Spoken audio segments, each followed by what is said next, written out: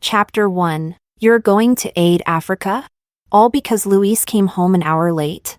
Clara's shout made everyone stop in their tracks. Emma, my mind is made up. Clara hesitated. Luis, the man who never attends social gatherings, always comes home by 7 p.m., and practically wants to be glued to your side 24/7, is he really going to agree to lose contact with you for a long time? That was exactly what she wanted, to cut off contact. Best if Luis could never find her again. The interns in the lab were all in shock. Did I hear that right? Senior Kim is leaving Senior Han to go aid Africa? Don't talk nonsense. Senior Han almost died chasing her back then. They got married right after graduation. Handsome man. Beautiful woman. Everyone envied them. Their photos are still pinned on the university forum, topping the trending list for years. They're a living legend of Jing University. At the last school speech, Senior Han had a frosty face the whole time. But the moment he got backstage, he wouldn't let go of Senior Kim, looking completely love-struck. It made me blush just watching. In any case, divorce is absolutely impossible. Emma listened silently, without saying a word. Everyone knew that the cold and stern President Han gave all his lifetime tenderness to one person, Emma. Emma was his everything, the only weakness under his armor. But the truth was, even a man like Luis, who loved her as if she were his life, would one day show all his tenderness to another woman. 10 days ago, a mysterious video appeared on her phone. In an elevator, Luis had his hand wrapped around a woman's neck, kissing her aggressively. The video was short, but the fleeting flash of his wedding ring on his hand made her heart sink halfway. In the end, she deleted the video and chose to believe Luis. But when the food had gone cold, Luis finally sent a text. Sorry babe. Working late tonight. The clock on the wall had just passed 7. Her heart sank the rest of the way. For the first time, he hadn't come home at 7 on the dot. That video played on repeat in her mind. She didn't even remember how she got to his office. She searched around the office, but there was not a single trace of anyone. She breathed a sigh of relief, a kind of escape from death sort of gratitude. Suddenly, a loud bang exploded on the rooftop. Brilliant fireworks lit the sky like some grand alarm.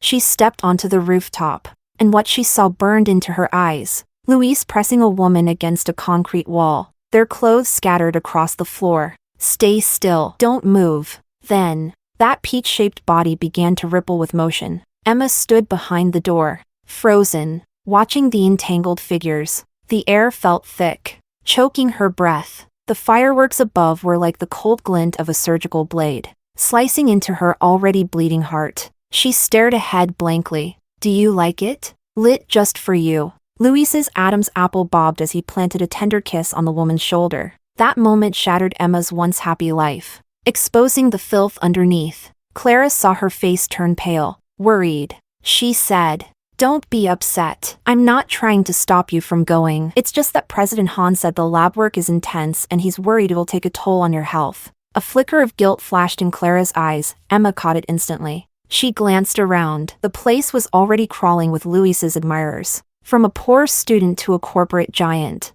Luis's influence was now everywhere. Emma took off her ring and handed it to Clara. Clara, help me one last time. Clara looked at the ring in her hand and finally realized what was going on. Just as silence fell, Luis called. Babe, I brought your favorite desserts. Dinner's French cuisine, your favorite. Afterward, we can go to the concert. His gentle, meticulous words wrapped in a deep magnetic voice made people melt without realizing it. The nearby interns all sighed. So sweet! Who would believe this is the cold-faced CEO Luis? Emma gave a bitter smile. Over the years, Luis's devoted persona had really taken root in everyone's hearts. But if he loved her, why did he cheat again and again? Every night he spent with someone else, who knew she was in agony, wishing she were dead. Another message popped up on her phone. She tapped it open, and her eyes instantly reddened. She scrolled through the photos, tormenting herself with each one, images of Luis and another woman intimately close. In the 9th photo, Luis leaned in and kissed the woman's tender lips. Their fingers were intertwined, and the silver gleam of his wedding ring became the most blinding highlight in the entire shot. The ring is beautiful. Thank you, dear Mr. Han. I really love it. Chapter 2. Outside, heavy snow was falling, and the relentless cold wind swept in, She felt like her body could never get warm again. As dizziness overtook her, Clara caught her in her arms. In that moment, she was shocked. How could someone feel as light as a sheet of paper? On the other end of the line, Luis grew frantic when he heard no response. "Babe, what's wrong? Don't scare me. I'm almost there." Moments later, Luis burst in with the chill of winter still clinging to him. At the sight of Emma, he rushed forward but forced himself to stop abruptly, worried she'd catch cold. He quickly shrugged off his coat. Once he confirmed she was all right, he finally dared to pull her into his arms. His voice trembling, "I was wrong. I came too late. Emma, I'm sorry." The man's tall frame enclosed her, his arms pulling her so tightly it was as if he wanted to fuse her into his very bones. She gazed out the window at the snow. It looked just like the snowfall from 10 years ago. When they first met, she had been 18, out on a self-driving trip. When she encountered a shivering Luis in the snow, a car ahead had skidded and knocked over the stall where he was selling scarves. White scarves scattered across the ground. The driver who caused the crash insulted him as a broke nobody, slammed the accelerator, and drove away. The young Luis bowed his head, silently bent his thin frame, and used his red, frostbitten hands to gather the fallen items. Emma rolled down her car window. "Curious, how much is this?" The boy straightened up, surprisingly tall. He paused for a moment when his jet black eyes met hers, then replied softly, 20 yuan each. Emma smiled. "Give me 11. I'm giving them as gifts." He picked out the cleanest 11 scarves and carefully handed them through the window. Emma pulled out a navy blue one. "This one's for you. Happy New Year." As her car slowly pulled away, the rearview mirror captured the boy's thin figure. He stood on the roadside, gazing long into the flowing stream of cars, like a solitary pine in the snow. When they met again at university, Luis recognized her instantly. To save her, he charged into a burning lab at great risk to his own life. That day, the whole school knew Luis loved Emma enough to die for her. After marriage, Luis spoiled and adored her, managing every part of her life. Emma had even thrown a fit over it once and ran away from home. That night, Luis turned the entire city of A upside down looking for her. She softened. When she came back, Luis, who hadn't slept a wink, rushed over and hugged her tightly, his voice filled with fear. "I'm sorry. Baby, please forgive me. I'll never do it again." His eyes had been red from crying. Even in his sleep, he murmured her name. But now, everything had changed. On the way home, Luis held her hand tightly, not even letting go while driving. As soon as they entered the house, he pulled out a hidden ring box from his pocket. Inside was an ornate, vintage aquamarine ring. Emma's pupils contracted, as if she'd been shocked. Luis, unaware, gently slipped the ring onto her finger. "Babe, I love you so much. I want to marry you again every year. Let's be together, lifetime after lifetime." Then he gave her a tender kiss. The warmth from his lips lingered on her hand, but Emma felt a cold wind tearing through her chest. He had given her the exact same ring he gave his mistress. And now he was saying he loved her deeply? Had he whispered these same sweet words to another woman 100 times already? Luis, having finished putting on the ring, pulled her into his arms. A hot kiss followed. His breathing grew heavier and rougher. Emma pushed him away, fighting back her tears. "I'm tired. I want to rest." Suppressing his desire, Luis leaned in, pressing a hand to her forehead. Voice hoarse, "Did you catch a cold? Does your head hurt?" His collar shifted slightly. There, on his collarbone, was a fresh hickey, bright and blatant. Her heart twisted in agony, fresh from another woman's bed. And now he couldn't wait to make love to her? What did he take her for? Emma turned away, nauseous, avoiding his touch. Luis froze, at a loss. "Maybe my hands are cold. I'll shower and then hold you to sleep." But it wasn't just his hands, her whole heart had gone cold. Thunder and lightning crashed outside. She crawled into bed. In her foggy mind, she dreamt of her mother. She had reached out a tiny hand, begging her terminally ill mother not to go. The last bolt of lightning struck. Her mother had closed her eyes forever. Since then, she had feared thunderstorms deeply. Half asleep, she saw Luis hurriedly getting dressed, as if something urgent had come up. Maybe it was the cold. Maybe she really was sick. She tugged on his sleeve and asked in a soft voice, "Can you stay with me tonight?" Her eyes were full of plea and confusion, stirring pity in anyone who saw. Luis's heart clenched. Just as he was about to respond, a message came in. "I clipped my nail too deep, it bled. I need hubby's hug to feel better." Luis's face went cold as he replied, "Behave. Don't make a fuss." But a call came through immediately. Luis rubbed his temples in frustration, thinking of Lisa's temper. If he didn't go tonight, there would be no peace at all. With that, Luis held Emma's hand, kissed her forehead, and coaxed her gently, "Be good. Emma, there's an emergency at work. I'll ask Wang Ma to come keep you company." The kiss was brief and detached. He pulled away and closed the door behind him. Emma's hand fell weakly. Her trembling shoulders showed the weight she was bearing. Enough. She didn't want him anymore. Curling under the covers, she trembled alone as thunder raged outside. In the dark, her phone lit up. She opened it. Lisa had posted a selfie. A towering man burying his face in her neck from behind. "Twisted my ankle. Hubby rushed to buy medicine and apply it for me. Gonna reward him real good tonight." Chapter 3. Tears blurred her vision as she bit down hard on the blanket. Amid the thunder and rain, she kept calling out, "Mom.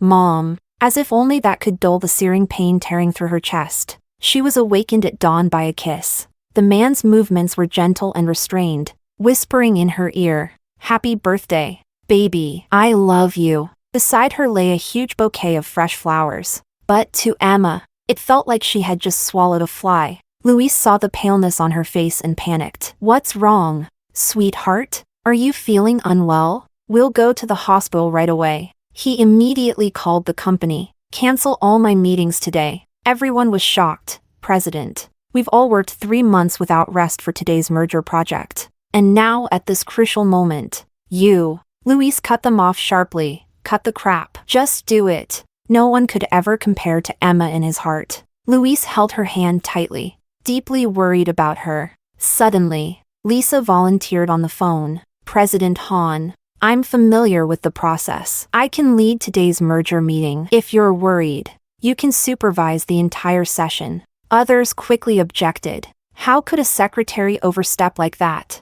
Luis fell silent amid the objections. Then he made the final call. "Fine, you lead. I'll monitor everything." The room went silent. Emma looked at Luis, eyes full of disappointment. On the way, Luis kept his eyes glued to the video feed of Lisa, watching her handle everything with poise. His eyes were full of admiration, and a kind of love he didn't even realize was showing. Emma saw it all, the passionate love of youth, the open-hearted devotion, all of it now seemed naive and laughable. Luis didn't look away even once, occasionally chiming in to prompt progress. When the deal was signed, he lifted his hand to capture screenshots of Lisa's moments of glory. Smiling, he sent her a message.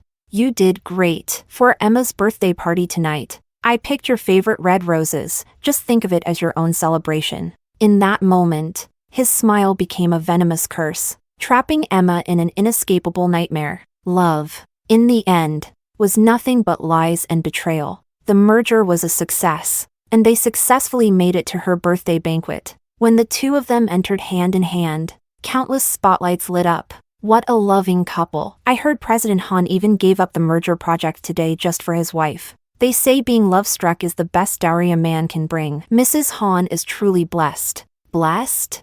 She used to think so too. But when she saw Lisa today, she understood. True love is about sacrificing yourself to help the other grow, not caging someone in your world and calling it protection. Unknowingly, she had fallen a step behind Luis, looking more like his secretary than his wife. Lisa approached with the CEO of the partner company. President Lee smiled warmly and extended his hand. "President Han, your wife led the entire merger beautifully, intelligent and elegant. Truly enviable." Luis froze. He had mistaken the identity. "President Lee, you must be mistaken. My wife is Ms. Emma." He quickly corrected. He pulled Emma close, his expression gentle. "In this life, I will only ever have one wife, Emma. Please don't get that wrong." Lisa's face changed instantly. President Lee smiled awkwardly, but only Emma could see the truth. The way Luis slowed his breathing, the way he avoided Lisa's gaze, it all screamed he was lying. Emma forced herself to smile graciously and shook hands with President Lee. Welcome to China. President Lee, if there's anything you need, please don't hesitate to let me know. The atmosphere eased slightly. Luis also regained his composure and invited President Lee to discuss the contract follow-ups. Lisa, watching Emma turn the situation around with a few words, darkened. Then she smiled again and said, "Your ring is beautiful. It's exactly the same as mine. That must be what caused the confusion." She deliberately touched her ring, face full of bliss. "This ring was a gift from my fiancé. Last week, we went to Hokkaido, and under the cherry blossoms, he proposed to me." Emma froze, staring at her. Lisa went on, "We can't get married just yet, but he said I'm the one he loves most in this life. Everyone else was just a compromise. He also said only I can give him the kind of pleasure no one else can." Emma felt her heart being torn apart. While she was suffering, tossing and turning in pain, he and his mistress were wrapped in love. He had never taken her to Hokkaido, but for Lisa, he gave her all the romance and tenderness. Lisa savored the look of pain on her face. Then suddenly, her expression shifted as she stumbled into the cake table. In an instant, the floor was a mess. She looked up, eyes red with grievance. "Mrs. Han, I didn't mean to ruin your birthday party. It's just that I've been so busy with the merger project lately. I must have gotten careless. Please be gracious and don't hold it against me." As soon as she spoke, sympathy poured in from the crowd. Their eyes toward Emma turned curious, almost judging. Luis rushed over when he heard the commotion. Seeing Lisa covered in frosting, his face darkened. "Who gave you the courage to touch my woman?" Chapter 4. No one dared to speak. Emma clenched her fists so tightly that her nails dug into her palms. Luis looked around. With that one sentence, every gaze shifted to Emma. Luis narrowed his eyes slightly. Then, unexpectedly, he raised his hand and grabbed Lisa by the throat. Everyone gasped in shock. Lisa panicked, clawing at his hand and struggling. "President Han." And no, her face turned crimson from the pressure before he finally let go. Lisa collapsed weakly to the ground. Luis didn't even glance at her. He calmly wiped his hand clean. Then he walked back to Emma, gently took her hand, and nuzzled her like a cat. "Baby, are you okay? Were you scared?" Lisa's face turned as pale as a sheet. "President Han, why?" Luis finally acknowledged her on the floor. Speaking coldly, "You just achieved a little, and already you're arrogant. Who gave you that kind of nerve?" "Secretary Bai, you've seriously overestimated yourself. I don't want to see you for now. Go follow up on the project in France. If you can't deliver results, resign on your own." Everyone present believed, without a doubt, Luis truly loved Emma deeply. But only Emma knew the truth. The French project was of great importance. It had originally been her brainchild. Now Luis handed it to Lisa. It looked like he was standing up for Emma, but in reality, he was paving the way for Lisa. Lisa wanted ambition, he gave her a cross-border merger to lead. Lisa wanted to chase dreams, he took her through the cities of B, J, N, even Hokkaido, a place he never took Emma to. He went there with Lisa first. Emma lowered her head, stubbornly holding back tears. After that, Luis stayed by Emma's side the whole time, but his gaze frequently drifted toward Lisa, who sat drinking alone in a dark corner. When a strange man went to support Lisa as she staggered outside, Luis crushed his wine glass in his hand, forcing himself to remain calm. He forced a smile. "Excuse me, I need to use the restroom." Emma watched from the crowd, eyes tracking him. Luis followed the two, and when no one was around, he yanked Lisa into his arms and carried her away. The man beside Lisa was about to protest, but Luis's cold, intense eyes made him back down. "President Han, leave." With that, he walked out of the banquet hall with the half-drunken Lisa in his arms. Emma clenched her fists until pain radiated through her. President Lee, standing nearby, gently reminded her, "Mrs. Han, your hand is bleeding. Would you like some help?" Emma forced a bitter smile. Even outsiders had noticed her injury, yet the man beside her hadn't seen a thing. Swallowing her heartache, she replied with a smile, "Excuse me, I'll go take care of it." She turned a corner and then, a familiar voice drifted over. "You silly thing, don't 9,999 roses prove how sincere I am? Do I really have to crack open my heart for you to believe me?"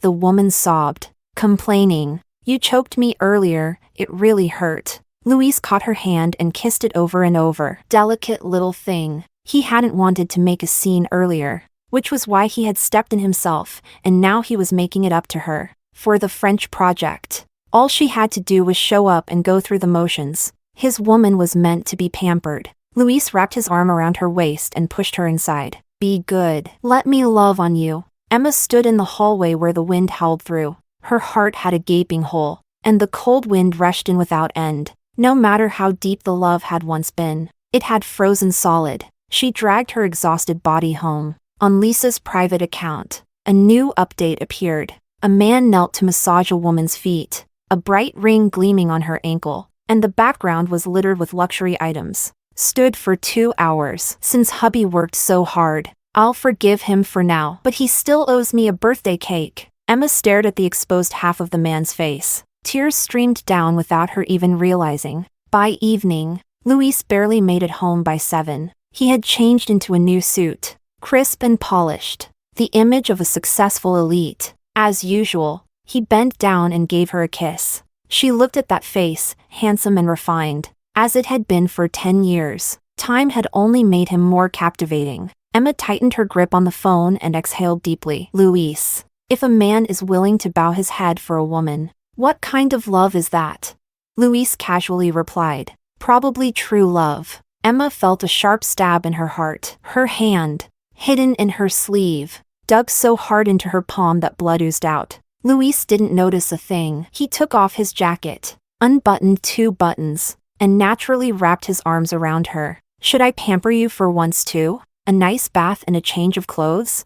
He was spotless, no cologne, not even a trace of scent, and it was exactly that which made her suspicious. Emma held back her pain and pushed him away. Keeping calm, I already washed. Luis looked at his now empty hands, feeling something odd. His gaze flickered, deep and unreadable, seemingly able to see through her soul. Emma thought he had figured it out, but then he smiled and nuzzled her palm like a child. Baby, I'll love you forever, so you must never leave me. Chapter 5. At that moment, she truly believed Luis had discovered something, but in the following days, he continued going to work as usual, gave her his routine morning kisses, and just as routinely, cheated. To make up for it, Luis lied to Lisa, claiming he had to work overtime, while he was actually out fooling around. They even got creative with it. In the photo, the cake was smeared all over the woman's body, the man's sculpted figure pressed against hers as he tasted her. Inch by inch, the caption read, warm up the cake, then feed it to your husband. Emma's hands trembled as she held the phone, a bitter smile tugging at her lips, her eyes welling with tears. The heartbreak made it hard to breathe. When had things changed? Late-night texts, the occasional suspicious calls, increasingly late hours at work, 10 years of love, ultimately no match for the inferior instincts hardwired in his genes, greed and a thrill for the illicit. The housekeeper quietly reminded her, "Ma'am, would you like to have your meal now? Let's wait a bit longer." That wait stretched into full darkness. The food grew cold again. The clock passed 7. The man she had once loved deeply came home, looking fully satisfied, and finally walked through the door. Luis casually handed over his briefcase and only then noticed her sitting on the sofa. Babe? Emma looked at him. Beneath that handsome face was a soul already rotted and blackened. The boy she once loved had become a stranger. When Luis saw the cold food on the table, his face turned cold and he snapped at the housekeeper. Is this how you take care of my wife? The Han family isn't paying you to slack off. If this happens again, you're all fired. He erupted with uncharacteristic fury. Was he truly concerned about her, or was it just a show, trying to cover up his panic? Emma lowered her gaze, no longer willing to dwell on it. Luis grasped her hand, his face full of concern. Babe, are you hungry? Let me make you something. As he leaned in, Emma couldn't hold back her nausea. Luis panicked, a grown man, nearly in tears. Babe, I'll take you to the hospital right now. He rushed her out, speeding all the way, and it wasn't until the next morning that things finally settled down. Still worried, Luis took time off to stay by her side. Early the next morning, unable to find him, Lisa showed up at the hospital, Luis was carefully peeling an apple for Emma when Lisa appeared at the door. Emma and she locked eyes. Luis sitting between them. The woman before her had shed her usual delicate demeanor, her gaze direct and unwavering. Emma picked up a slice of pear and said calmly, "Secretary Bai is here to see you." Luis didn't move. He finished peeling the last slice with steady hands. Then, after gently wiping Emma's mouth, he finally spoke. Unhurriedly, "Secretary Bai, I'm not working today. Didn't you get the memo?" Lisa stood with a folder in her hands, her eyes glossy. "There's an urgent document that needs your signature." Luis's expression darkened. He didn't bother to soften his tone. "No matter how urgent it is, nothing is more important than my wife. If you don't understand that, there's no place for you at Hancorp." Lisa bit her lip, trying hard not to cry. In a trembling voice, she said, "I'll be reassigned soon. You won't see me again, and I won't upset you anymore." Luis's hand trembled as he peeled, cutting his finger. Blood oozed from his fingertip. Calmly, he grabbed a tissue and wiped it. Seeing no reaction from him, Lisa sniffled and whispered with wounded dignity, "Then I won't disturb you any further." Only Emma noticed he was faking composure. Sure enough, the moment Lisa left, Luis said, "I'm going to take care of some work. I'll be right back." Watching his eager back as he chased after her, Emma bit down on her lip, barely holding back the searing pain in her chest. She numbly walked to the window. Downstairs, Luis had a blank expression. The woman in his arms cried like a delicate flower in the rain. Emma quietly started recording. "You don't want me anymore, do you? You think I'm not good enough." Lisa sobbed. Luis's cold voice rang out, "You've crossed the line. Who gave you permission to show up in front of my wife? If she finds out, I won't spare you." Tears welled up in Lisa's eyes. She pulled out a test report. I'm pregnant." Luis froze. He grabbed her shoulders and spoke, word by word. "What did you say?" Startled by his reaction, Lisa quickly shook her head, tears falling. "Don't worry. I'll resign on my own. I won't mess up your life." At that, Luis stared at her in silence. After a long pause, he sighed, "Stay. I need this child, and I can't let you go through this alone." Lisa broke into tears of joy, hugging him. "I knew it. You still care about me." Luis stroked her cheek. "Good girl. Go home for now." Lisa pouted playfully. "When will you come see me and the baby?" Luis leaned down and kissed her cheek. "Soon." Chapter 6. That very day, Luis used the excuse of urgent work at the company and didn't come back all night. She sat alone in the vast hospital room, the air around her pressed in like a rising tide. Clutching her chest, her eyes bloodshot, she felt suffocated. Until the age of 28, everything in her life had gone smoothly. Academics, career, family, everything was in her favor. Everyone said she was destined to be a rising star. But no matter how bright a star was, once it fell into a swamp of lies and greed, it could no longer shine. He had once claimed she was more important to him than life itself. Yet even the deepest love could change in an instant. Emma's heart ached, numbed by sorrow. Seeing her tears, the nurse rushed over. "You can't cry, you're pregnant. There's a risk of miscarriage. Please, you must not cry again." Emma froze, stunned in disbelief. She had always suffered from a cold womb, making it incredibly difficult to conceive. Back when she married Luis, she'd told him, but he had said he didn't care, that all he wanted in this life was her, and her alone. The nurse looked around in confusion. "Where's your husband?" Earlier, he was beside himself with worry. Where'd he run off to now? Emma lowered her head, a bitter smile playing on her lips. Soon, the day of discharge arrived. After packing up, the housekeeper mumbled, "Strange, such an important day. Why didn't Mr. Luis come to pick you up?" Emma heard it and gave a cold chuckle. He was already so intoxicated with the other woman. He probably no longer remembered the one he once vowed to cherish. "Babe." Luis came running in, breathless. The always composed and reserved man now had reddened eyes, staring intently at her belly. He came closer and knelt down, pressing his ear gently against her abdomen, looking like he was about to cry. The next second, a tear dropped onto the back of her hand. He embraced her, and the emotion in his eyes looked unmistakably real. His voice choked with feeling. Babe, I swear. From now on I'll treat you and our baby 100 times better. If it had been before, Emma would have believed him without hesitation. But after having her trust trampled time and again, his words now carried zero weight. After returning home, Luis indeed kept his word, handling everything personally. To celebrate the news, the Han Corporation announced a citywide release of sky lanterns to pray for blessings and donated a staggering 1 billion yuan to charity. The trending searches were flooded with praise about President Han's deep love for his wife. Emma read through each comment one by one. The phone was gently taken from her hand. Luis smiled as he caressed her belly. Try not to look at screens too much, it's not good for you. She looked at the man before her, whose face was lit with happiness. His gaze was full of affection, but if he truly loved her, how could he have let another woman get pregnant? How about I take you shopping later to relax a bit? Emma was about to reply when his phone rang. It was Luis's. His body stiffened slightly, and he quickly rejected the call. Emma already had a good guess who it was. Not going to answer?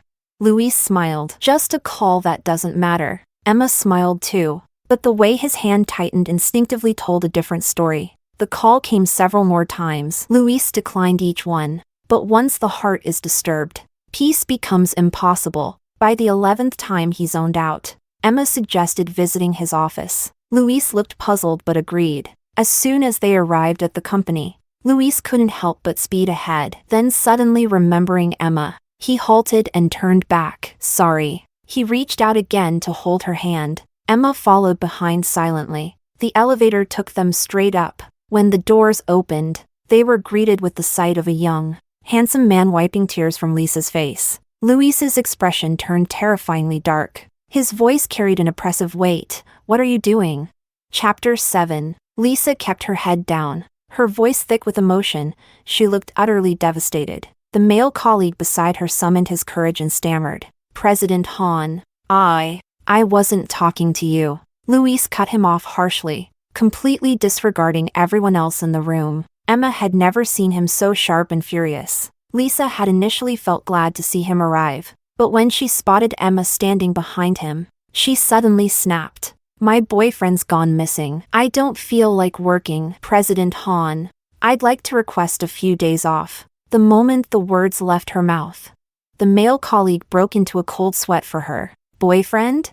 Emma instinctively turned to Luis. Yet not only was he not angry, his expression actually softened. Secretary, bye. This is work hours. Please don't bring your personal emotions into the office. Lisa's eyes were red, her nose slightly twitching like a scolded little animal. But I really feel awful. As she spoke, her gaze lingered on Luis for a few extra seconds. Emma clenched her fists, wanting to see if he would reject her. Seeing Lisa's pitiful face, Luis's heart involuntarily softened. His tone relaxed. Take 3 days off. Just this once. Lisa's face lit up with joy, but Emma felt like she was falling into a bottomless abyss. He had always been ruthless about work, but today, to appease his mistress, he bent the rules. Back at the office, barely a few minutes had passed before Lisa came in with 2 cups of coffee. President Han, Madam, I brought you some coffee. Luis didn't even look up. She can't have coffee. Bring her juice instead. Lisa froze mid-step. As she turned, she let her fingers deliberately graze the back of his hand under the cover of the coffee tray. Luis slowly lifted his head, his sharp eyes locking onto her until she left the room. Emma blinked. Just before the tears could fall, she turned and fled. You go ahead with your work. I'll go for a walk. Luis seemed to come to his senses and got up to follow her. But the next second, his eyes darkened suddenly. Lisa, who had been waiting outside, walked in, looking nervous and cautious, her tearful eyes brimming with fragile seduction. President Han. Luis's gaze grew increasingly shadowed. Halfway down the hall, Emma realized she'd forgotten her phone. When she returned, she found the door locked. She knocked. Inside, Luis's cold, sharp voice rang out. I said no interruptions. Emma froze, then forced a strained smile. It's me, Luis. After a pause, the electronic lock clicked open. Inside, the curtains were drawn, and the lighting was dim. Luis removed his Bluetooth earpiece. With a hint of apology, he said, Sorry, babe. I was in a meeting, I didn't realize it was you. Emma smiled faintly, scanning the room. No one else was inside. Was it just her imagination? She said casually, "Is this how you usually talk to your subordinates?" Luis gave a soft laugh. "My tenderness is for you alone. What do others matter to me?" In the dim light, she couldn't read his expression, but he felt more unreadable than ever. Suddenly, a low groan slipped from his throat. She frowned. "What's wrong?" He clenched and then relaxed his hand, then murmured after a few seconds, "Maybe I'm just too tired, feeling a little dizzy. Sorry, babe. I might not be able to take you shopping today." In the past, Emma would have felt sorry for him, but now, she simply couldn't. Emma took a sip of her juice, set the glass down, and stood up. "Then I won't disturb you. Get some rest." His Adam's apple bobbed. As if he were suppressing something, a trace of guilt flashed across his face. "Text me when you're home. I'll be thinking of you." Just before leaving, she glanced back. The man was reclining in his chair, head tilted back, his Adam's apple exposed. A sliver of sunlight shone on his flickering face. His chest rose and fell, as if he were holding back something intense. Suddenly, it all became clear. Emma pried the door slightly open. The large desk obscured some of her view, but she saw enough. Luis's head was bowed. A pale, slender hand emerged from under the desk, and a woman, her body serpentine, slid up from between his legs. Luis's veins bulged, his control breaking. He gripped the woman's slender neck and kissed her fiercely on the lips. The sounds of wet, frantic kissing echoed in the room. Emma couldn't breathe. Her heart felt like it was splitting into 1,000 pieces. It felt unreal, like everything she was seeing was some kind of illusion. She couldn't move. She couldn't breathe. Lisa, flushed and breathless, lay against him, whispering, "Wasn't that thrilling just now?"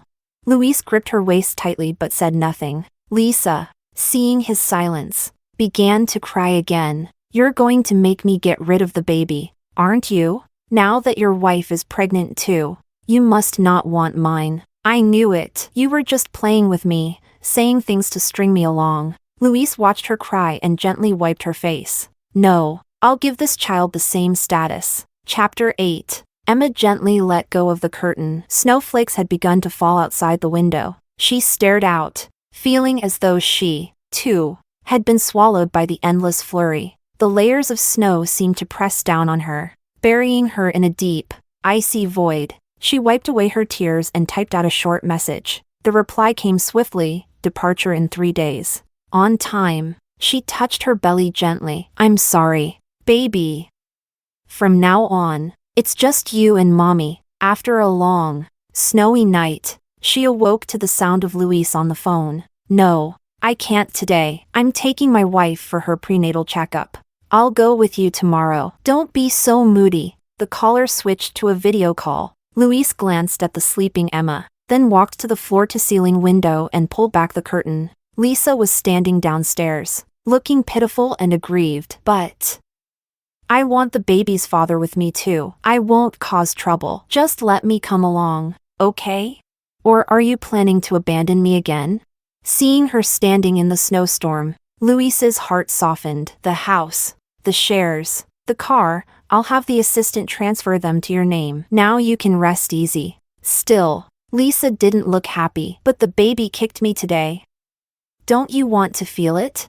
Under the covers, Emma bit her lip so hard it nearly bled. After a long silence, Luis finally seemed to give in. "But don't say anything inappropriate in front of her." Emma turned over, tears slipping from the corner of her eye. Seeing she was awake, Luis quickly turned his phone away and smiled at her, bright and carefree. "You're up. Come downstairs for breakfast. I made your favorite soup dumplings myself." For a moment, she felt like she saw that sincere young man she once loved, but she knew it was long gone. As she descended the stairs, Lisa was already seated on the sofa. She stood up with a touch of restraint and greeted them. "Good morning, President Hahn, Mrs. Hahn." Luis merely gave a bland nod, his face unreadable. One could never guess how wild things were between them in private. Emma carefully masked her emotions and asked casually, "Weren't you on leave?"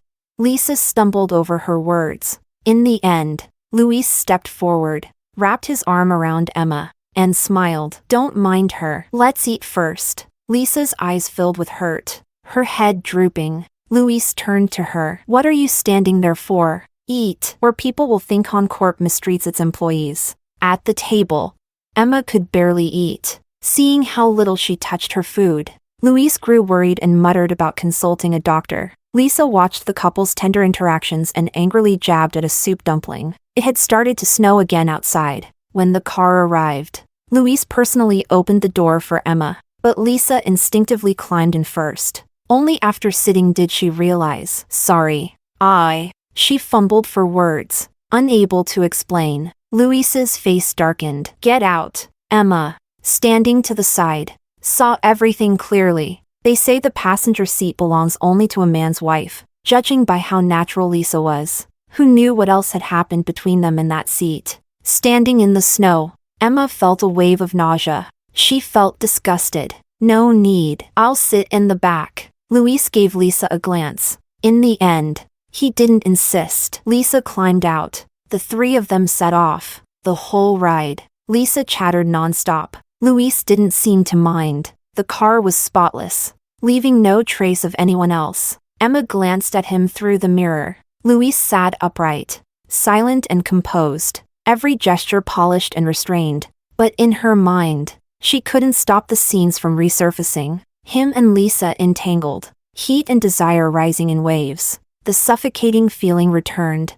Babe, are you okay? Luis looked worried, glancing at her through the rearview mirror. Suddenly, a blinding light flashed. A screeching brake, a deafening crash. The world spun. Luis yanked the wheel, instinctively shielding the person beside him, leaving Emma alone in the cold back seat. She forced her eyes open and saw her husband curled over another woman. Luis held Lisa tightly, trembling, until he confirmed she was unharmed. Only then did he turn, eyes wide, face stricken, panic flooding in. His voice broke, filled with terror and remorse. Babe!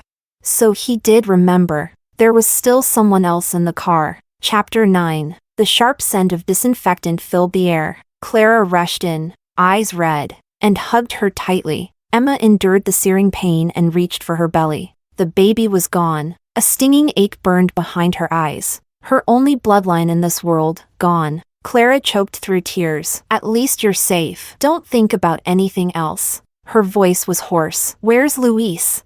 Clara hesitated, then handed her a phone. After you were out of danger, he climbed 9,999 steps through the snow, praying for the child who died too soon. When you wouldn't wake up, he knelt in the snow for a full day and night, begging the heavens for your safe return. Online, images of Luis kneeling in the snow dominated the trending topics. The caption read, "Only a love undying is worthy of the snow weighing on his shoulders." Emma glanced at it, expression unreadable. Undying love?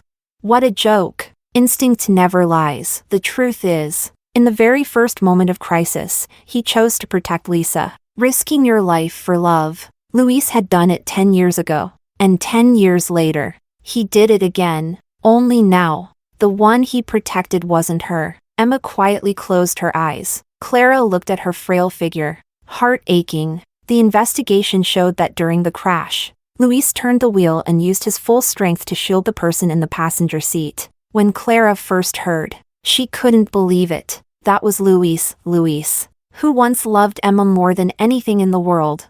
Not long after, Luis stumbled into the room, breath ragged. His eyes were sunken, stubble covering his jaw. The man who once stood tall and proud now looked utterly defeated. He stepped forward, wanting to touch her hand, then hesitated, afraid to hurt her. In the end, eyes rimmed with red, voice rasping, he crouched at her bedside. Emma, don't be afraid. I'll always be here. Snow still clung to his coat, unmelted and thick. Kneeling in the same snow, we'll grow old together. He was telling Emma he regretted it. Regretted not protecting her. Regretted letting her lose their child. Regretted his greed, his lust for excitement. But regret was the most useless thing in the world. Love, when new and burning bright, always comes with promises. And when that love fades, those promises rot like paper in the rain. In the days that followed, Luis did everything himself to care for Emma,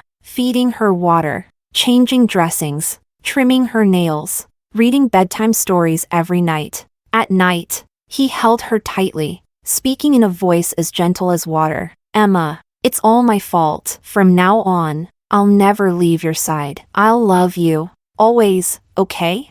He gently touched her belly again, pain flashing in his eyes. Emma, I only want you for the rest of my life. You're all I have. Please, don't leave me. Doctors and nurses alike sighed in admiration. A man this devoted, it's rare these days. Emma listened quietly, her response indifferent. Once something is broken, no matter how well it's pieced back together, the cracks never vanish. When she had recovered slightly, Lisa showed up, radiant and confident. She walked in and scanned Emma from head to toe. You lost the baby. Shouldn't you give up the title of Mrs. Hahn? She flung open her coat, deliberately revealing a slightly rounded belly. Emma's gaze locked on it. Seeing her reaction, Lisa smiled smugly. She pulled out a tablet and began flipping through revealing photos, showing them one by one. Don't think just because President Hahn stayed with you these days that you've won. Look closely, these were taken yesterday. Us. In bed. And this one's from this morning. If you can't satisfy him, why keep clinging to him? This morning? Emma remembered, Luis had called earlier, saying traffic was bad and he'd be late. So this was the truth. Her heart was so numb. She couldn't even feel it anymore. Just a desolate ruin that nothing could fill. What are you doing here? Luis appeared at the door, suited up and commanding as ever, clearly fresh from a business negotiation. At the sight of him, Lisa began to tremble, her tone pitiful. I just came to say goodbye to you and Madam. Luis frowned. Lisa continued. I'm flying overseas tonight. I might never come back. With that, she turned and ran out. His leather shoes clicked against the floor, then stopped abruptly. He resisted the urge to chase her. Emma smiled through teary eyes. Not going after her?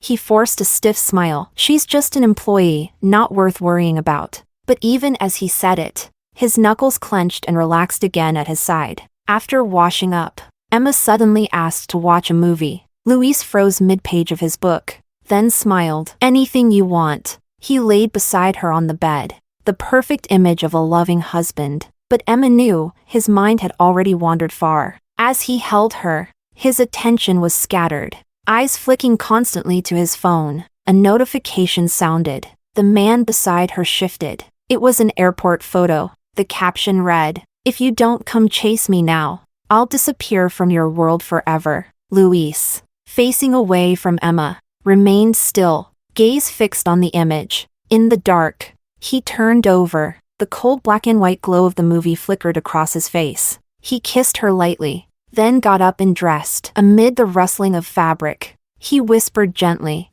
"Babe, there's an emergency at the office. I'll be back soon." The whole thing took less than 10 seconds. The room went silent. Darkness swallowed her like a beast. Emma suddenly laughed, bitter, salty. She reached under the bed, pulled out a hidden suitcase, and walked out of the room. On the nightstand, a neatly signed divorce agreement sat in place, waiting. Chapter 10. Snow fell heavily along the way. Countless memories flickered through her mind. Their first meeting in youth, the reunion in college, the fire where he risked his life to save her. Moment after moment, yet all of it had ended in lies and betrayal. Alone at the airport, Emma stood watching the comings and goings, her eyes welled with tears. Then, an urgent broadcast rang through the terminal. "Miss Lisa, please proceed to the information desk. Your boyfriend is looking for you. He says he shouldn't have been angry with you. He never should have let you go. He can't bear a life without you.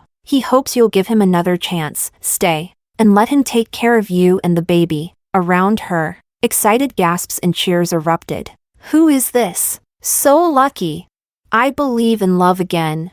Emma stood amidst the crowd, heart numb. He had lied to her again. A commotion broke out ahead. The crowd pushed her forward. There he stood, the man who, not long ago, had sworn to love her forever, now bathed in light and snow. Breathless and haggard, sweat glistened on his temples, sliding down sharply defined features. His chest heaved, and his presence, in a black coat, remained magnetic as ever. He shouted toward a silhouette. Stop. The woman turned, removed her sunglasses, revealing a tear-streaked face as delicate as a flower in the rain. Was what you said in the broadcast true? Or is this just another lie? Luis stepped toward her, gently wiping her tears. Cry, baby. If you keep crying, you won't look pretty anymore. Lisa swatted his hand away, but he didn't get angry. She stubbornly asked, Tell me, do you really love me? Or am I just a fling? Say the wrong thing, and I'm flying overseas this minute. Emma, standing among the onlookers, wanted to know too. What would he say? Luis gave a cold laugh. You didn't even buy a ticket. Where are you flying to? Lisa blinked in shock. How did you know? He chuckled softly. Of course I checked every airline. Next time, try to be a bit smarter. Lisa began sobbing again. Then why did you come? Luis met her gaze head-on. Because you're the mother of my child. The mention of the child stabbed Emma like a knife. Her baby, one who never even saw this world, was lost at the hands of his own father. Tears streamed down Lisa's face. You know that's not what I want to hear. Luis's lips pressed into a tight line. Wasn't everything in the broadcast enough to show how I feel? But Lisa kept staring, red-eyed, unconvinced. She had to hear it from his mouth. Luis locked eyes with her, his expression unreadable in its depths. After a long inner struggle, he finally gave in. Lisa, I'll say this only once. I know you cry and throw tantrums, but I'm willing to indulge you. I know your dreams are ordinary and shallow, but I'll still help you chase them. He paused, then continued. When you said you wanted to improve yourself, I handed you the company's core projects, and afraid you'd mess up, I handpicked the best talent to support you. His breath quickened. To fulfill your dream, I dropped everything and took you to Hokkaido for a proposal, for a honeymoon. And when danger struck, in that split second, I shielded you with my body from the oncoming car. He gave a bitter laugh. And now, you ask if I love you. Do I really need to rip open my chest and show you my heart? Each word fell heavily into Emma's ears. Her heart, like wood under pressure, split completely along the grain. Before he could even finish, Lisa threw herself into his arms, sobbing. Is all of this true? Do you really love me? Luis held her tightly, gently kissed her tears. If you're still unsure, test me again. His arms locked around her, his tone resolute. But this time, even if you run to the ends of the earth, I'll follow you. Cheers erupted from the surrounding crowd. Lisa stood on tiptoe and kissed him. Luis froze for a moment, then took over the kiss with fervor. Emma listened to the cheers, and smiled too, bitter, with tears shimmering in her eyes. So this was the truth behind all his declarations of love for her, all while secretly giving everything to Lisa. She tried to breathe, but it felt like a giant hand twisted her lungs tight. The pain was unbearable. With trembling fingers, she saved the recording, then turned and walked toward the departure gate. Luis seemed to sense something. His gaze swept across the bustling terminal, only catching the flutter of her coat vanishing at the corner of the jet bridge. Chapter 11. Morning sunlight filtered softly through the sheer curtains. Luis frowned as he opened his eyes, his temples pounding from the indulgence of the night before. A warm, soft body snuggled up against him, slender arms wrapped around his waist. President Han, you're awake. Morning desire was always strong, and the woman's hands roamed restlessly under the covers. Luis's temple twitched. He grabbed her wandering wrist firmly. You're pregnant, take it easy. These months are critical. Behave. Don't tempt me. I've got a lot on my plate right now. As he moved to get up, Lisa wrapped herself around his neck, clinging to him like a vine. I just missed you. That's all. I won't compete with Mrs. Han. I know after the miscarriage it'll be hard for her to get pregnant again. So let me have your baby, okay? I don't care about status. I just want more of your time. Her eyes glistened red. That delicate, lovely face, Luis, for a moment, saw a glimpse of college-era Emma in her. His heart softened. So understanding.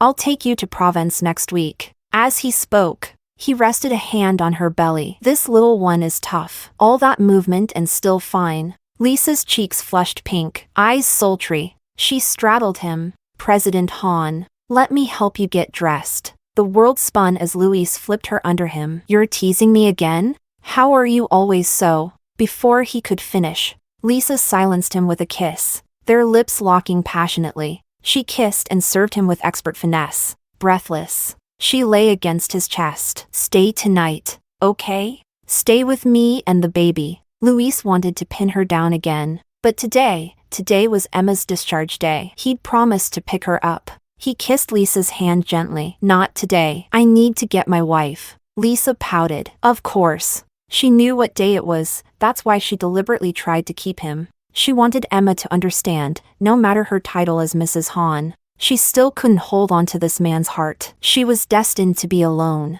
Lisa turned away with a sob. Go on then. Go be with your wife. I'll just stay here and wait for you, with the baby. The move worked like a charm. Luis sighed. He embraced her, his voice tender. Silly girl. Wasn't last night proof enough that I care about you? Lisa forced a few more tears, her expression pitiful. I know. But I just want more of you. Is that so wrong? Luis thought of the night they first met. He'd been drunk, lost in the moment, and things happened between them. Afterward, he offered to compensate her, but she cried and said it had been her choice. Because of that, he had looked after her, watched her grow from a shy girl into this sultry enchantress. He loved Emma, but he couldn't let go of Lisa either. Finally, he gave in. All right. I'll stay with you today. The same old excuse, working late. He picked up his phone to message Emma, only to see his previous texts still unanswered. She'd always replied in the past. Even if he just said he'd be late, she'd remind him to rest, to take care of himself. But now, nothing. The chat history showed only his one-sided texts. Panic stirred inside him. He threw on clothes, ready to leave. Lisa quickly grabbed his hand. President Hahn, where are you going? He shook her off and grabbed his phone. Suddenly, Lisa let out a scream. President Hahn, my stomach, it hurts. Luis's heart clenched. Lisa! No time to think, one thought filled his mind. Nothing can happen to Lisa. As for Emma, she would understand. He'd already lost one child. He quickly sent a message to his assistant to pick up Emma from the hospital. But when the rushed assistant arrived, Mrs. Hahn was already long gone. Chapter 12. Luis sat at the restaurant's floor-to-ceiling window, fingers tapping unconsciously against the glass. Outside, snow fell steadily, blurring the city skyline, much like the chaos clouding his thoughts. The watch on his wrist pointed to 11:05. The event had been scheduled to start 30 minutes ago. Sir, his assistant ran in, panting, sweat beading on his forehead. His voice faltered. Madam, she left something for you. Luis caught the evasion in his eyes. A cold feeling surged in his gut. He shot to his feet, knocking over a champagne glass with his cuff. The sharp shatter silenced nearby conversations as guests turned to stare. Luis didn't care. He grabbed his assistant by the tie. What is it? Speak! The assistant's face turned pale from the grip. It's a divorce agreement. Luis staggered as if struck. Shaking, he fumbled for his phone and dialed Emma's number. Again, the cold mechanical voice answered. The number you dialed is powered off. A fear unlike anything he'd ever known clamped around his chest. In 10 years of marriage, Emma had never disappeared like this. Suddenly, he recalled the message he sent last night that she hadn't replied to. The first time ever she hadn't responded to his excuse of working late. He turned toward the guests with visible effort, forcing a stiff smile. My sincerest apologies, he announced, voice brittle. My wife's suddenly fallen ill. Today's anniversary celebration must be cancelled. A representative will be in touch shortly. Disappointed murmurs echoed across the dining hall. Reporters whispered and began packing up equipment. But Luis didn't stay. He stormed toward the elevator, phone already at his ear. Find out where my wife went today. Pull the hospital's surveillance footage. I want her location in 20 minutes. Just before the elevator doors closed, he caught sight of his assistant chasing after him. Hesitation on his face. Luis jabbed the close button. Nothing mattered more right now than finding Emma. But fate, it seemed, had other plans. When the elevator reached the hotel lobby and the doors opened, he was blinded by a flood of camera flashes. President Hahn, is it true you're involved with Secretary Bai? Sources say Lisa is 4 months pregnant. Is the child yours?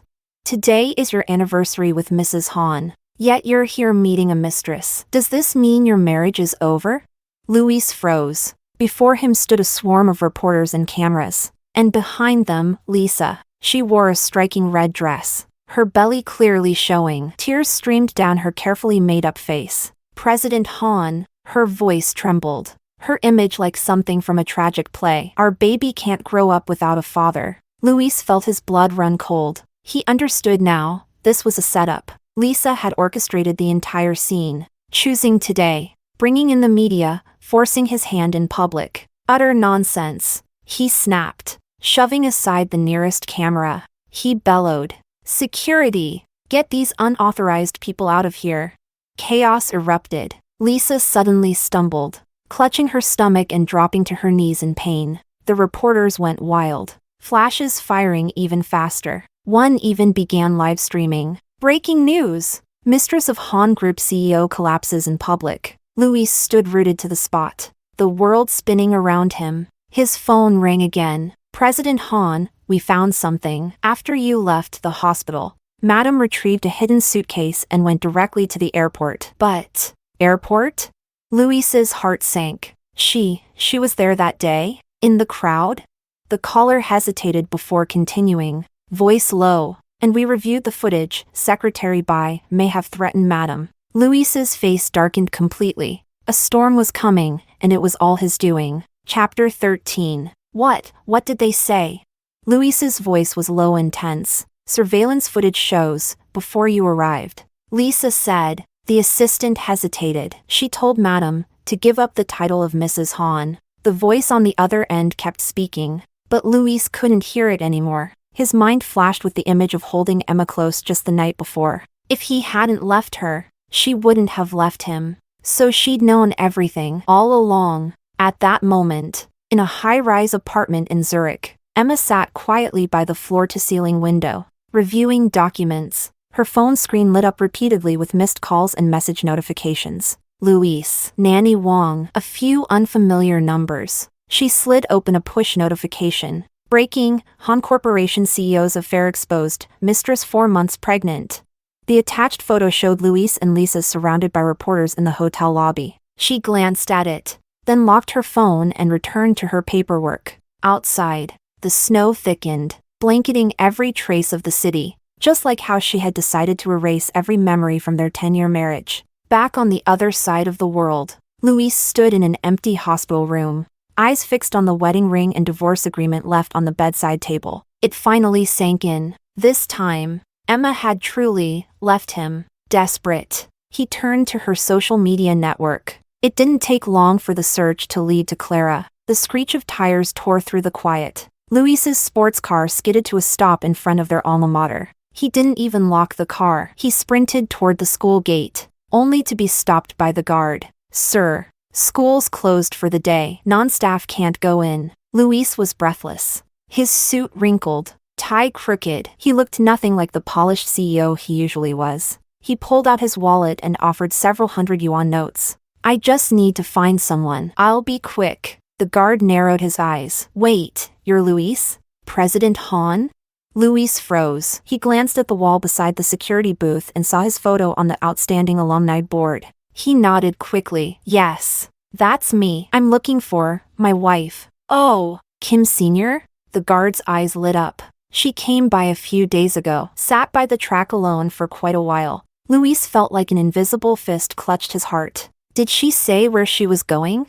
The guard shook his head, then seemed to recall something. "She left a letter in the principal's office." Luis sprinted toward the administration building. The principal looked stunned to see him. "Emma said you'd come. Didn't expect it so soon." He handed over a beige envelope. On the front, written in Emma's delicate script, "To Luis." His fingers trembled as he opened it. Inside was a single photograph. It was them, back in college, standing beneath the old pagoda tree. He had his arm around her shoulders, and she was smiling, eyes curled like crescent moons. On the back, one line, "If only we could meet for the first time. All over again." The principal sighed. "Emma was here a few days ago. She donated a large sum to the library. Said it was where you two used to spend time together." Luis's vision blurred. He remembered junior year. He'd wait in the library corner for her. She'd arrive with a stack of books, sunlight catching the strands of her hair,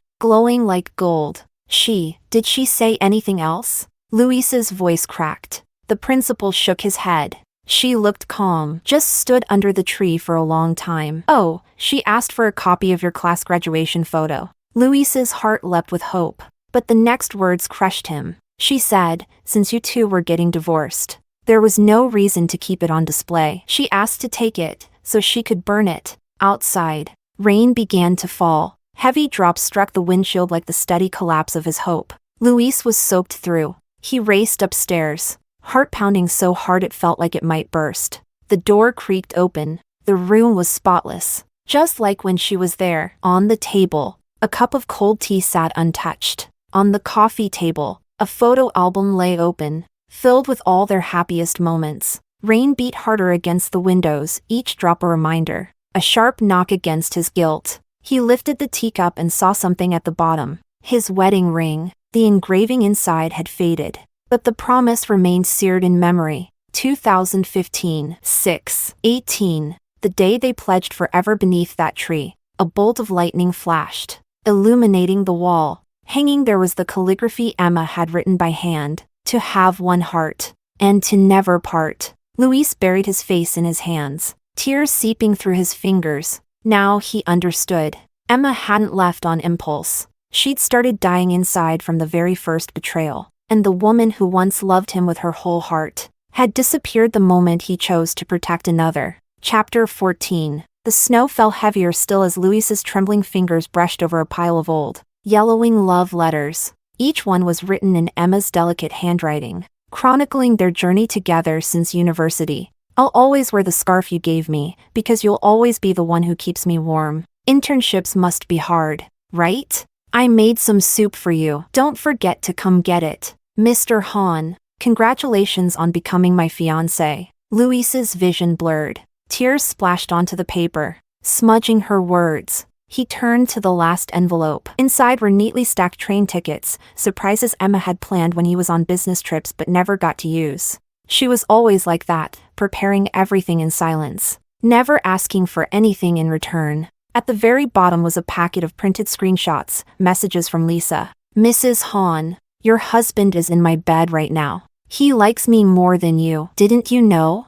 He's spending your wedding anniversary with me. And the final blow. Good thing you lost the baby. President Hahn said he only wants mine anyway. Luis doubled over, a wrenching pain in his stomach. He grabbed his keys and stormed out, straight to Lisa's apartment. The door burst open under his force. Lisa woke with a start, barely processing what was happening before she was yanked by the hair from her bed. President Hahn? She gasped in delight, but her surprise turned to shock as his palm cracked across her face. What did you say to her? What did you do? His voice was pure rage, dragged up from the depths of hell. He grabbed her throat and shoved his phone screen in her face. Lisa turned ghostly pale. I was just what? Another slap. Just killed my child? Just drove my wife away? Lisa curled up in pain, her voice barely audible. The baby, save the baby. Luis stared coldly at her, mind filled with the image of Emma, pale and weak in her hospital bed. You think you deserve to talk about children? He snarled, yanking her up again. The woman in front of him, once soft and sweet, was now unrecognizable. She laughed and cried all at once, mascara running down her cheeks. And now you blame me? You're the one who chose to save me first. Luis froze. Lisa leaned into her madness, one swollen cheek puffed, her voice rising. You were drunk that night. I only helped you into bed. You were the one who started taking your clothes off. Everyone says you loved your wife, but with just a little coaxing, you ended up in my bed. Face it, you crave the thrill. You and I, we're the same. Selfish, manipulative, willing to use anyone to get what we want. Luis's hands tightened around her throat. Shut up. But Lisa kept going. Deranged eyes locked on his. You won't really hurt me, because this baby inside me is your only heir. The soft, helpless girl had become a vicious predator, baring fangs beneath a tender smile. A long silence fell. Finally, Luis released her and stood. He looked down at her with disgust. You'd better pray I find her, or else. He didn't finish. He turned and left. He didn't hit her again, didn't force her to get an abortion. Lisa knew she'd won, for now. She laughed through her tears. In the snowy night, Luis drove aimlessly, calling Emma over and over. No one answered. He returned to the home they once shared. Every corner bore traces of her. The blue mug she always used in the kitchen, the half-finished sweater on the couch, the honeymoon photo still on the nightstand. In the photo, Emma's smile was radiant. Now, that same smile was gone, left behind with a broken heart. Luis staggered into the bathroom, turned on the cold water, and scrubbed himself furiously. I'm dirty, that's why she left me. He rubbed until his skin turned red, raw. In the mirror, his bloodshot eyes stared back. He was no longer the young man who once knelt in the snow to propose. Fever hit him fast. Luis collapsed on the bed, mind unraveling. In a haze, he drifted back to their youth. Hey, classmate, you dropped your pen. A girl with a ponytail smiled in the library, brighter than the sunlight outside. The scene jumped to their graduation ceremony. Luis, we'll always be together, okay? Then their wedding. She stood in white, eyes misted with tears, saying I do. And then Emma, lying in blood, staring at him with endless disappointment. That single moment, his instinctual choice to save someone else, had killed her love. Don't go. Emma, please don't go. Luis whimpered in his sleep, soaked with sweat and tears. When his assistant found him the next day, he was burning with a 40 degrees Celsius fever. The house doctor rushed over, starting in 4, but Luis fought to sit up. I have to find her.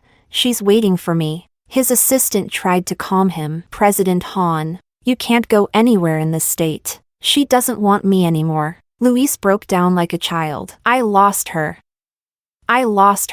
Outside, the snow kept falling, just like it had the day they first met. Only this time, no one would hold an umbrella for him again. Chapter 15. 3 years later. ETH Zurich, Swiss Federal Institute of Technology. Emma, now a newly admitted PhD student, was late for her very first research group meeting, clutching a heavy folder of materials. She rushed through the door, only to trip on the threshold. Papers flew into the air as she tumbled forward. A strong arm caught her at the waist just in time. Emma looked up and met a pair of calm, deep-set eyes behind glasses. Thank you. Senior, she stammered as she steadied herself, recognizing the man as Fabian, the Institute's youngest postdoctoral fellow, and her direct supervisor. Fabian let go, bent to gather her scattered documents, and said in a voice as cold as alpine ice, "You're 15 minutes late. I'm sorry. I got lost." Emma flushed with embarrassment. Lab B meetings are every Wednesday. Campus map, page 37 of the admission guide. He handed her the reassembled documents and turned toward the conference room,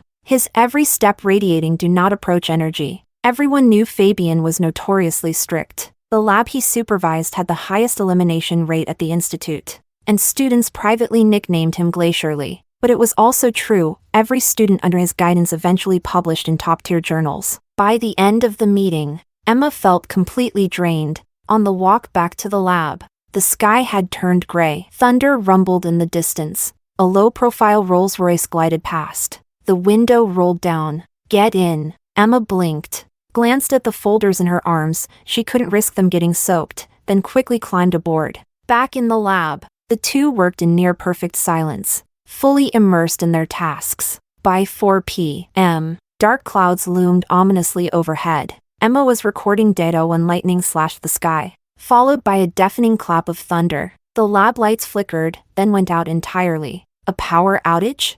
She froze in the darkness, the pen slipping from her hand and hitting the floor with a sharp clack. Emma? Fabian's voice came from the adjacent room, accompanied by hurried footsteps. Emma tried to answer, but her throat felt constricted. She groped for the edge of the bench, but accidentally knocked over a petri dish. The sound of shattering glass pierced the silence. Don't move! Fabian's voice was suddenly very close. There's glass on the floor. A second later, a beam of light cut through the darkness, his phone flashlight. He strode over, brows furrowed, the glow revealing Emma's pale face and sweat-dampened forehead. You're afraid of the dark? He asked, his voice gentler now. Emma gave a slight nod. Ever since the car accident, darkness had terrified her. Fabian hesitated, then did something neither of them expected. He pulled her gently into his arms. "Breathe," he murmured by her ear, his voice low and steady. "Match my rhythm. Inhale, exhale." Emma stiffened, but Fabian's scent, faint cedarwood mixed with disinfectant, was unexpectedly soothing. She could hear his heartbeat through his shirt, firm and grounding. "Better?" he asked after a moment, pulling back just enough to look at her. His hand still rested lightly on her shoulders. She nodded. He didn't press her further, just lifted his phone. "Backup power should come on soon. Let's wait in the lounge." With one hand holding the light and the other casually taking hers, he led her through the darkened lab. Emma was surprised. His hand was warm and dry, nothing like the icy persona he usually projected. In the lounge, a faint blue emergency light glowed by the sofa. Fabian guided her to sit, then retrieved a thermos from the cabinet. "Have some hot water," he offered it to her. "Your hands are freezing." As their fingers briefly touched, he jerked his hand back, like he'd been burned. Emma tilted her head. "How did you know the thermos was in there?" Fabian sat across from her, the phone's glow highlighting his sharp profile. "I often work late." He paused, then added quietly, "Sometimes I see you working late too." Emma blinked. "Senior, you've been watching me?" In the dim light, she thought she saw the tips of his ears turn red. He cleared his throat. "As a project lead, it's normal to keep tabs on team members." The rain outside intensified, pounding against the glass. Emma cupped the warm water and chuckled softly. "Senior, you're different today." "How so?" "In the lab, you barely speak. But today," she pointed to the thermos, then mimed the earlier hug. "You were really gentle." Fabian was silent, just as Emma thought he wouldn't answer. He said softly, "Because it's you." Those 4 simple words made her heart skip a beat. She wasn't sure she'd heard right, and didn't dare ask for more. Just then, a loud alarm broke the moment. The emergency broadcast echoed through the lab. "Attention all personnel, a red-level storm warning has been issued. Please wrap up experiments and ensure safety." Fabian frowned. "That's it for today. Then, I'll take you home." Through the hallway windows, they could see the storm raging outside. Trees swayed violently in the wind. Fabian checked the time. "Then the storm. It'll be hard to get a ride in this weather." "I can wait until the rain slows." "I'll drive you," he cut in, firm. Emma hesitated. The rain only grew fiercer. "Okay." Fabian visibly relaxed and nodded. "I'll get the car. Wait for me at the entrance." Chapter 16. The car quickly arrived downstairs at her apartment. The rain had eased up considerably, but the night had grown even darker. The streetlights cast flickering reflections in the puddles, like shattered golden glass. "Thank you, Senior," Emma said as she unbuckled her seatbelt. Just as she pushed the door open, Fabian suddenly spoke. "Wait." His voice was lower than usual, with a subtle, almost imperceptible tension. Emma turned back and saw under the dim yellow cabin light, Fabian's lashes casting faint shadows on his face, and his Adam's apple bobbing almost unnoticeably. "Next Saturday, are you interested in going to a concert?" His fingers tapped the steering wheel unconsciously. "It's a Tchaikovsky special." Emma was stunned. She saw the tips of Fabian's ears reddening at a speed visible to the naked eye, the flush spreading all the way to his neck. This senior, usually so commanding in the lab, now seemed like a nervous boy experiencing his first crush. "Are you," Emma asked uncertainly, "asking me out?" The car suddenly became unnervingly quiet, the sound of raindrops hitting the roof unusually clear. Fabian turned to face her directly, the nervousness in his eyes gradually replaced by determination. "Yes." His voice was soft, but every word was clear. "I want to officially invite you, not as a junior, but as Emma, someone I want to know better." His words were like a pebble dropped into a still lake, sending ripples through Emma's heart. She suddenly remembered all those moments in the lab she had overlooked, how he always happened to be there when she needed something, the mysteriously appearing cups of hot coffee on her desk, the name always listed right behind hers on the borrowing slip. "I thought," Emma tightened her grip on her bag strap, "you were just this kind to everyone." Fabian gave a wry smile. "I don't have that much gentleness to spare for everyone else." The night breeze drifted in through the car window, carrying the fresh scent of rain-soaked earth. Emma looked at Fabian's face just inches away, noticing for the first time the faint tear mole at the corner of his left eye, like a pencil mark lightly dotted there. So, he asked nervously, "What's your answer?" Emma suddenly smiled, watching as Fabian held his breath. "I'd love to." Fabian's eyes lit up, like stars suddenly flickering on in the night sky. He replied with restraint. "Then, Saturday at 7 in the evening, I'll pick you up." Standing in front of the apartment building, Emma watched Fabian's car slowly pull away, the taillights dragging two red trails on the wet road, touching her burning cheeks. She suddenly realized spring might be on its way. Elsewhere, Luis, who had been searching for Emma like mad, was now in her city attending the IPO ceremony at President Lee's invitation. All these years, he had been expanding his power, just to get one step closer to finding Emma. But Emma was too smart, she had erased every trace. Unwilling to leave him even a sliver of hope, he watched as President Lee approached, hand in hand with his wife. The couple looked so warm and harmonious. Luis couldn't help but feel a twinge of envy. President Lee greeted him warmly. "President Han, since you're here, I must show you some hospitality. There's a concert tomorrow, don't know if you'd be willing to attend." Luis was about to refuse, but Mrs. Lee spoke first. "You just want to use the opportunity to see what kind of girl your son's interested in, don't you?" President Lee laughed. Still holding his wife's hand, "Nothing escapes your eyes." Looking at the loving couple, Luis inexplicably said yes. Chapter 17. Our City, Zurich Concert Hall. The crystal chandeliers cast golden light across the venue, where refined guests mingled and clinked glasses amid elegant attire. Luis stood by the floor-to-ceiling windows, absent-mindedly tracing the rim of his champagne flute with his fingertips. Outside, the snow-capped Alps stretched endlessly, tinged with a soft pink under the setting sun. 5 years. He had been searching for her for 5 whole years. "Emma, where on earth are you?"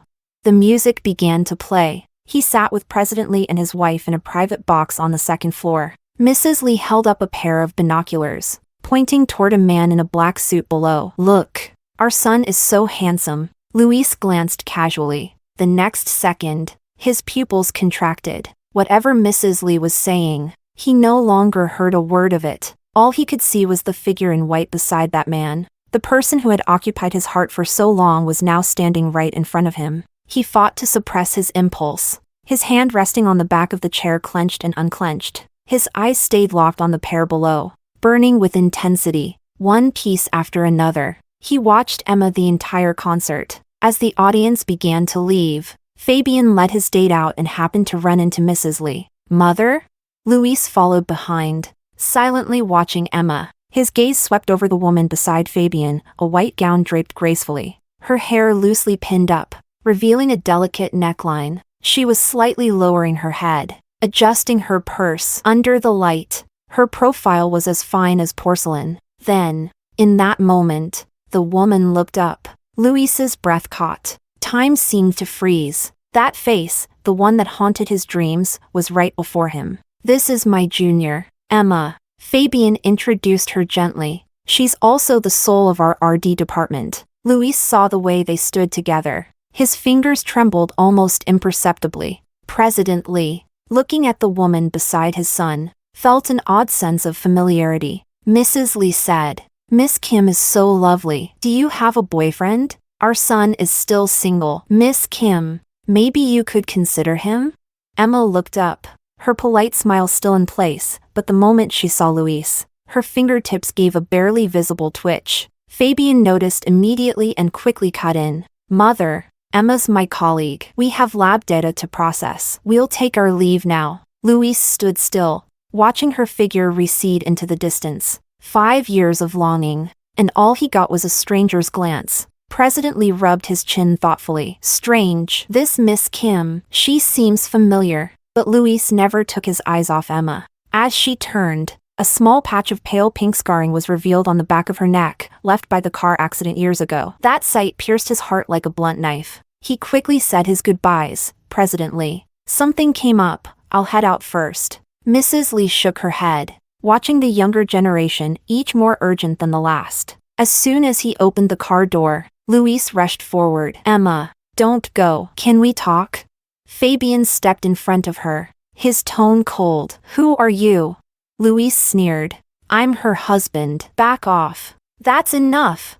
Emma cut in, stopping them both. Fabian pressed his lips together, clearly displeased by the man in front of him. Emma spoke gently. "Senior, please go ahead. I have something to handle." Seeing that she never once looked at him, Luis felt a stab of pain. "Emma." Fabian wasn't comfortable leaving her alone. "I'll wait at the cafe nearby." Luis heard that and could hardly restrain the urge to punch him, but he held it in. Pathetically, he said, "Emma, I've been looking for you for so long." Emma looked at him calmly. "There's nothing between us anymore. We got divorced 3 years ago." Luis stared at her, sadness clouding his expression. His voice came out hoarse. "Emma, I won't accept the divorce. Not in this lifetime." Chapter 18. Emma lowered her gaze, refusing to look at him. "It doesn't matter. We've been separated for 2 years. I already filed for automatic divorce. Don't appear in front of me again. I don't want to remember those days." Luis looked devastated, his tall figure appearing pitiful and broken. After a moment, he forced back his grief and spoke his heart. "I was wrong. I never loved Lisa. At the beginning, I treated her like any other secretary. But one day, I was under too much pressure from work and got drunk. She took me back to my room, and in my days, something happened between us. Afterward, I deeply regretted it. I wanted to transfer her, but she suddenly knelt and begged me, saying she had a family to support. I only kept her out of pity. I really don't love her. I swear, it was only that one time. That's the whole truth. I regret it. Emma, can you forgive me?" Emma slapped him. Her gaze was icy. "Luis, you're disgusting." He tried to say something more, but Emma had already turned and walked away. He wanted to chase after her, but his assistant stopped him. "President Hahn, there's been an incident with Miss Bai." Luis's expression turned cold. "What has that crazy woman done now?" The assistant replied, "It's not her. It's the young master." He froze. After a few moments of thought, he finally chose to watch Emma leave with his own eyes. He clenched his fists, struggling to resist the urge to run after her. No rush. He had found her. He would be with Emma again soon, and with their child. After a chaotic night, Emma returned to her normal life. Standing in front of the electron microscope, her fingers flew over the keyboard as the cell images on the screen zoomed in. Outside the window, the Alps stood tall and white year-round. Sunlight streamed through the glass, casting a soft glow on her lab coat, making her skin appear almost translucent. "The comparative data results are in." Fabian's voice came from behind. He handed her a document, his long fingers pointing at a section. "The gene mutation rate of the third sample is abnormal, just like you predicted." Emma took the paper. Their fingertips brushed briefly, and she instinctively pulled her hand back. Fabian's gaze darkened slightly, but he quickly composed himself. "Thank you." She lowered her head to read the data, her long hair falling to cover half her face. Ever since the night she unexpectedly ran into Luis at the concert, she hadn't slept well for 3 days. A faint shadow lingered beneath her eyes. Fabian quietly observed her for a moment, then suddenly asked, "Are you still going to the academic dinner tonight?" Emma's fingers paused. The dinner was organized by President Lee to celebrate the success of the new drug development. As an investor, Luis would undoubtedly attend. "Of course," she said, closing the file with a smile. "Our research results deserve to be celebrated." Fabian nodded but didn't look away. "If you run into someone you don't want to see, you can leave at any time." Emma stiffened. "He knew?"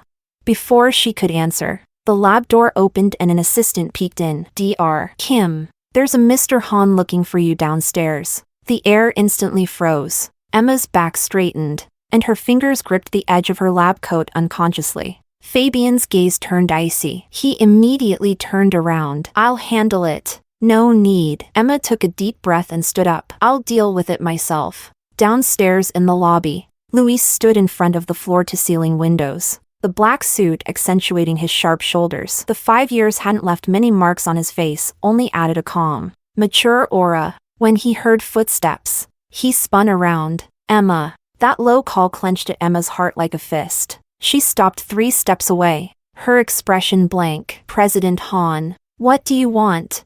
Louise's Adam's apple bobbed as he stared at her face. Full of longing. She was thinner, her gaze colder. The gentle girl he remembered had turned into a blade drawn from its sheath.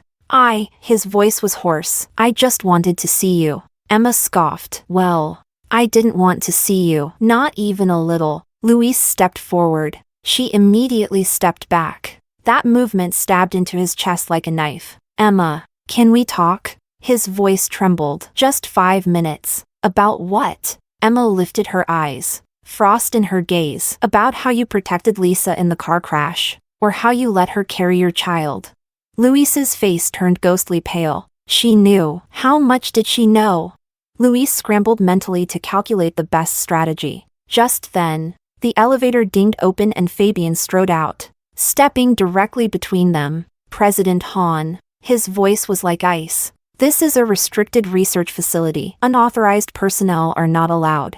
The two men's gazes clashed. Sparks crackling in the air. Louise narrowed his eyes. Dr. Lee. Matters between my wife and me are none of your business. Wife. Fabian sneered and pulled out a document from his briefcase, slapping it against Louise's chest. The divorce agreement took effect 3 years ago. Louise looked down and saw Emma's familiar signature. It felt like a knife driving into his heart. Emma turned and walked away. Emma! Louise tried to follow, but Fabian blocked him. Don't bother her again, Fabian said in a low voice, or I won't hesitate to let her know all the dirty things you've done behind her back. Louise's pupils contracted. By the time he snapped out of it, Emma was already gone, vanished into the far end of the lobby. Chapter 19. Late at night. In the apartment, Emma curled up on the sofa, a cup of long cold tea in her hands. On the TV, a financial news report played. Hahn Corporation announced today that it will invest 5 billion city francs to support local biomedical research. She turned off the TV. The room sank into darkness.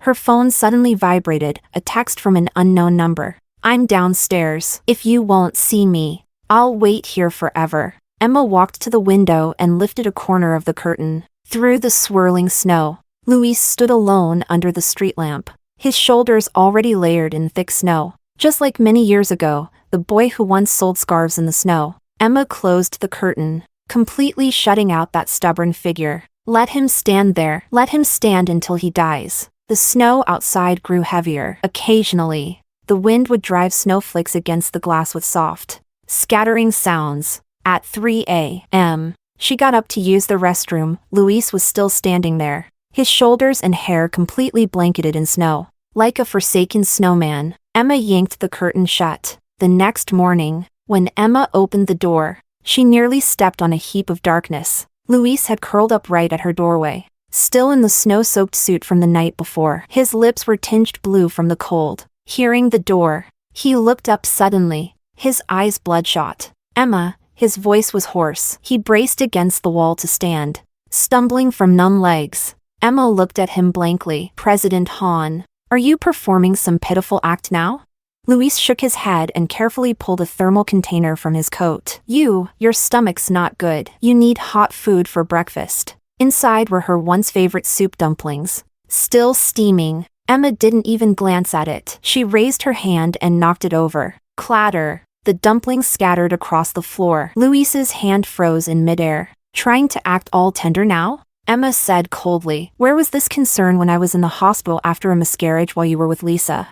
Louis turned pale, his fingers curling reflexively. He slowly crouched down and began picking up the dumplings with his bare hands, his voice barely audible. I'll go get you more. Emma looked at his pathetic form and couldn't help but laugh bitterly. Louis! She grabbed his collar. Where's that ruthless ambition you had in the business world? Now you're playing the pitiful card?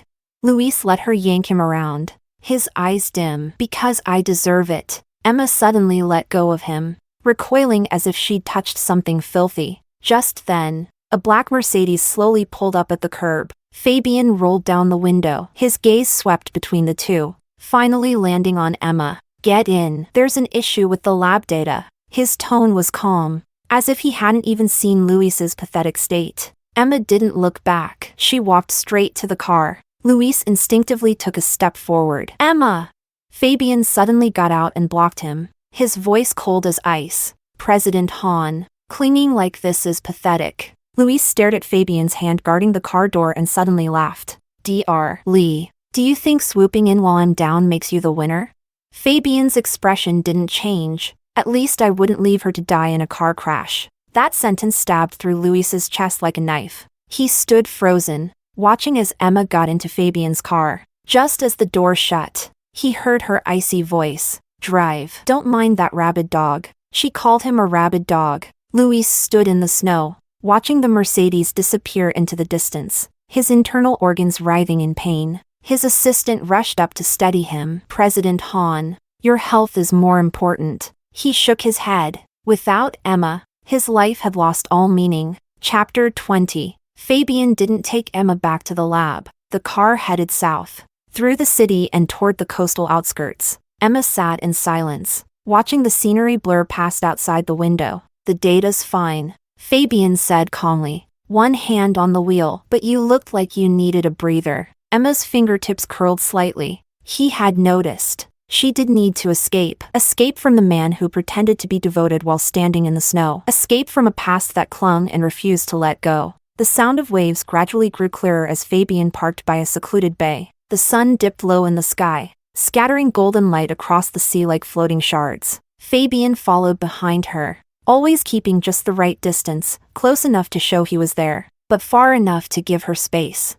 I first met him on the street. Emma suddenly spoke. Her voice was so soft it was nearly swallowed by the waves. Fabian paused mid-step. He was wearing thin clothes, his cheeks frozen red, and his hands were cracked and bleeding from the cold. I watched him for a long time, until someone knocked over his stall. The driver cursed at him, but he didn't say a word. I thought then, this man is so pitiful. I want to help him. I bought 11 scarves in one go. Gave him one. She looked down at her palm, as if she could still feel the softness of that scarf. When he looked up to thank me, it was like there were stars in his eyes. The sea breeze swept through her hair, revealing a faint scar on the side of her neck, left by the lab explosion. Fabian's gaze lingered on it for a moment, his throat moving slightly. But in the end, he said nothing. And after that?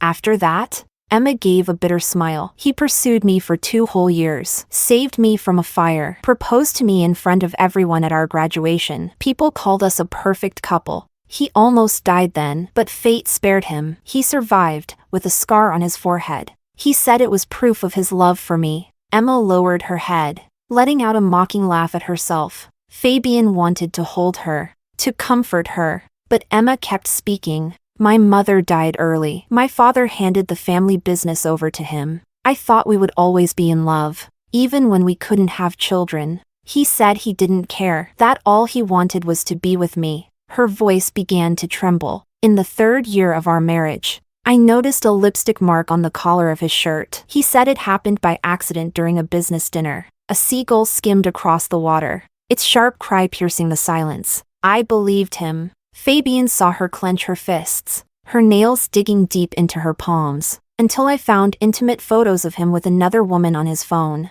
The waves suddenly turned violent, crashing against the rocks and splashing cold, white foam into the air. Emma tilted her face toward the setting sun, shadows and light dancing across her skin. Do you know what the cruelest part is? Her voice finally shattered.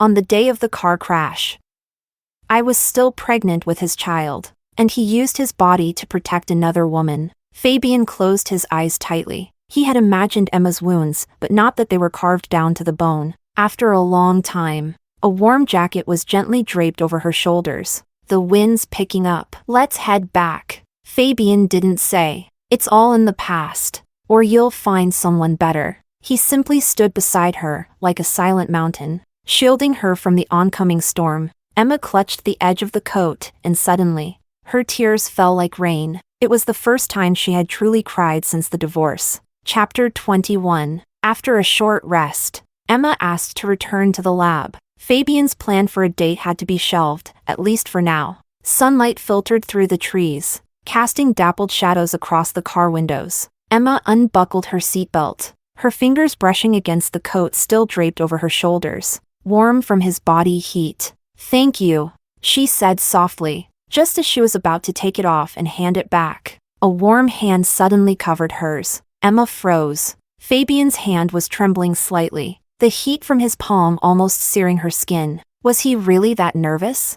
As if burned, he quickly pulled his hand away. The moment he turned his face aside, Emma caught a glimpse of his taut neckline, his ears glowing red under the light, nearly transparent with embarrassment. "Keep it on," he said hoarsely, his Adam's apple bobbing. "It's cold at night." If Emma still couldn't see what was going on, she'd have to be completely dense. She suddenly leaned in close, and with Fabian's back going rigid like a startled deer, she asked bluntly, "Fabian, do you like me?" Bang!